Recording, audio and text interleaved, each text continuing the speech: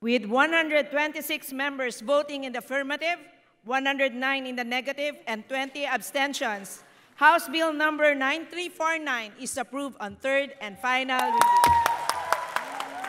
Aprobado na ng Kamara sa ikatlo at huling pagbasa ang panukalang Absolute Divorce Act. Sa botohan sa plenaryo, naging mataas ang emosyon ng ilang kongresista. May ilan pang sumubok na pigilan ang pagpasa ng panukala.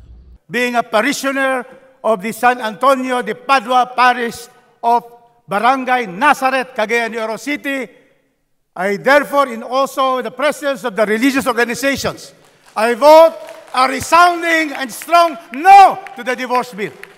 Pero sa huli, mas nanaig pa rin ang mga sumusuporta rito. Sa ilalim ng Absolute Divorce Bill, papayagan na ang diborsyo sa bansa na inaasahang mas madali at mas murang paraan ng pagpapawalang bisa ng kasal. Pero dapat ay may sapat itong basihan tulad ng physical violence, drug addiction, marital infidelity, irreconcilable differences at psychological incapacity. Ang principal author ng panukala na si Albay 1st District Representative Edsel Lagman, lubos ang pasalamat sa paglusot ng divorce bill. Madam Speaker, starting tomorrow, we shall begin our campaign in the Senate so that its counterpart measure, which has long been ripe for plenary deliberations, shall similarly be passed. Bukod naman dito, lusot na rin sa ikalawang pagbasa ang House Bill No. 10439 o panukalang gawin ng legal ang paggamit ng medical cannabis sa bansa na isa ring kontrobersyal na panukala. Bago naman magtapos ang sesyon, pinatawa na rin ng parusa ng Kamara si Davao del Norte 1st District Representative Pantaleon Alvarez dahil sa disorderly behavior at iba pang paglabag. Kamakailan lang, nagtrending si Alvarez matapos nang hikayatin ang militar na bawiin ang suporta sa administrasyon na para sa ilan ay maituturing na umanong inciting to sedition. Censure ang naging pinal na hatol kay Alvarez o formal na pagkondena ng Kamara sa kanyang inasal. Mas mababaw ito kumpara sa rekomendasyon ng House Ethics Committee na suspensyon sana. Ibig namang sabihin, tuloy ang trabaho ni Alvarez. The Committee on Ethics and Privileges finds that Representative Pantaleon D. Alvarez has indeed uttered unparliamentary and inappropriate statements. Thus, by a unanimous vote of all the members being a quorum, the committee thereby recommends to the House of Representatives the imposition of the penalty of 60 days suspension from the service. Censure is a formal reprimand, a public statement by the House of Representatives of its disapproval of the conduct of Representative Pantaleon Alvarez.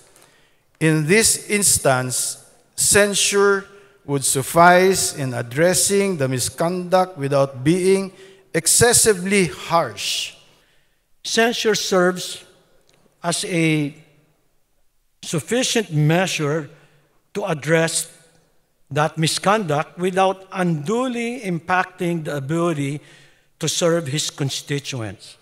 Sa huli, humarap naman si House Speaker Martin Romualdez sa plenaryo para balikan ang mga naging tagumpay ng Kamara sa ilalim ng second regular session ng 19th Congress. Ito na kasi ang huli nilang sesyon bago ang Sinedi adjournment. Special thanks go to our esteemed Senior Deputy Speaker and our Deputy Speakers, our resolute Majority Leader, accompanied by his ever-reliable Senior Deputy and Assistant Majority Leaders, our hard-working counterparts in the minority, led by the equally diligent Minority Leader and our dedicated committee chairpersons.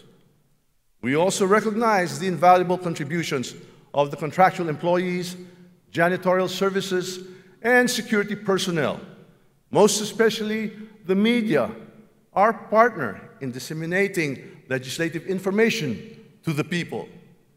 We sincerely appreciate your commendable work.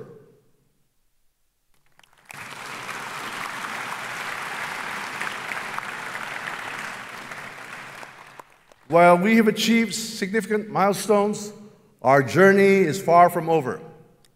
Let us march forward with a renewed sense of purpose, fortified by courage and unwavering determination, poised to confront the trials that lie ahead. Thank you, and I urge that we all continue to serve our beloved nation with dignity and integrity. Together, united in our resolve, let us build a better future for all. Sa Hulyo pa nakatakdang magbalik sesyon ang Kamara pero tiniyak ni Romualdez na kahit adjournment, tuloy pa rin ang kanilang mga pagdinig at pagsiserbisyo. Mela Las Moras para sa Pambansang TV sa Bagong Pilipinas.